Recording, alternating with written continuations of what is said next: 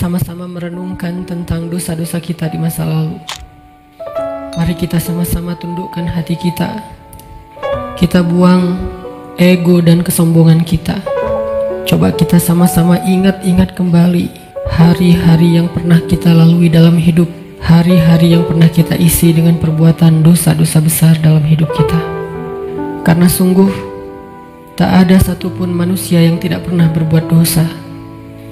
Semua kita adalah para pendosa. Semua kita adalah kotor. Semua kita adalah hina di hadapan Allah. Semua kita penuh dengan aib. Bahkan aib kita ada di sekujur tubuh kita. Sesungguhnya aib kita ada dari ujung rambut sampai ke ujung kaki kita. Semuanya ada bekas-bekas dosa di masa lalu yang kita kerjakan. Tidak mungkin ada orang yang tidak punya dosa di antara kita, sehingga dia merasa tidak perlu mengingat-ingat atau memuhasabahi dirinya. Tidak mungkin ada orang di antara kita yang suci sesuci Rasulullah SAW. Bahkan banyak dari kita yang bahkan sampai hari ini mungkin baru saja melakukan dosa besar kepada Allah. Atau mungkin kita tidak melakukan dosa besar, tetapi kita meninggalkan perintah Allah yang wajib, dan itu sama dengan dosa besar. Maka teman-teman sekalian, mari sejenak kita renungkan perjalanan hidup kita. Sudah berapa tahun kita pergi dari Allah Subhanahu wa Ta'ala? Coba kita renungkan, sudah berapa tahun kita meninggalkan agama Allah Subhanahu wa Ta'ala? Sudah seberapa tahun kita menjauh dari Allah Subhanahu wa Ta'ala?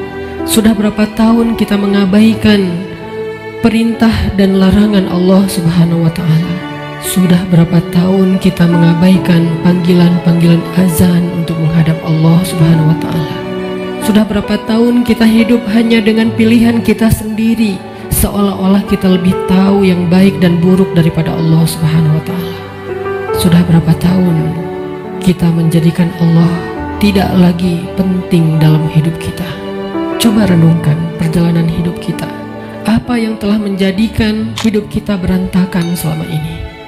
Hal apa yang telah menjadikan hati kita keras sehingga malas melaksanakan sholat? Hal apa yang telah menjadikan rezeki kita sulit dan bahkan menumpuk hutang selama ini? Hal apa yang telah merusak akhlak kita sehingga kita menjadi pemarah selama ini? Hal apa yang telah menjadikan hubungan kita dengan kedua orang tua kita menjadi renggang selama ini? Tidak ada hal lain teman-teman selain dosa. Dosa satu-satunya penyebab hati kita menjadi keras. Dosa satu-satunya yang menjadikan rezeki kita sulit. Kalaupun kita mendapatkan harta, tetapi kita tidak mendapatkan bahagia. Kalaupun kita mendapatkan penghasilan yang besar, tetapi kita tidak mendapatkan keberkahan. Tidak ada yang bisa menjadikan hidup kita berantakan seperti dosa. Dosa yang telah menjadikan kita hubungan dengan orang tua menjadi renggang. Dosa yang telah merusak hubungan keluarga kita. Dosa yang telah menjauhkan kita dari orang-orang solih. Dosa yang telah membuat kita larut dalam kesia-siaan hidup. Tidakkah kita sadar kalau kita adalah pendosa? Apakah kita merasa tidak punya dosa? Sungguh orang yang sedikit dosanya pasti mudah bagi dia untuk bisa menangis ketika sholat. Apakah kita mudah menangis ketika sholat? Sungguh orang yang sedikit dosanya tidak akan pernah bosan membaca dan mendengar Al-Quran dibacakan. Bagaimana dengan kita? Berapa juz bacaan kita dalam sehari? Tidak mungkin hubungan kita dengan Al-Quran menjadi renggang kecuali penyebabnya karena dosa. Cukuplah itu sebagai bukti teman-teman kalau kita adalah pendosa. Tidakkah kita merasa diri kita banyak dosa? Apakah hati kita bergetar ketika nama Allah disebutkan? Itu adalah bukti kalau kita banyak dosa yang menyebabkan hati kita membatu dan mengeras.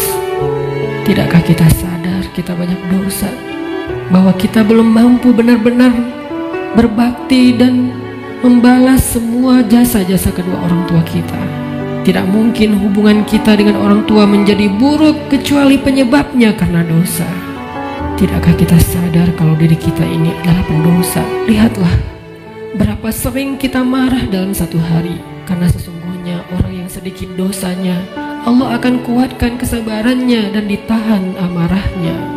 Maka teman-teman sekalian, jika semua yang tadi saya sebutkan terjadi dalam hidup kita, kita mudah bosan membaca Al-Quran, kita malas untuk mendirikan sholat, kita jarang ke masjid, kita tidak bisa menahan amarah kita, hubungan kita dengan orang tua tidak baik, nama Allah disebutkan hati kita tidak berasa apapun, maka cukup semua itu menjadi bukti sampai saat ini kita masih menjadi pendosa.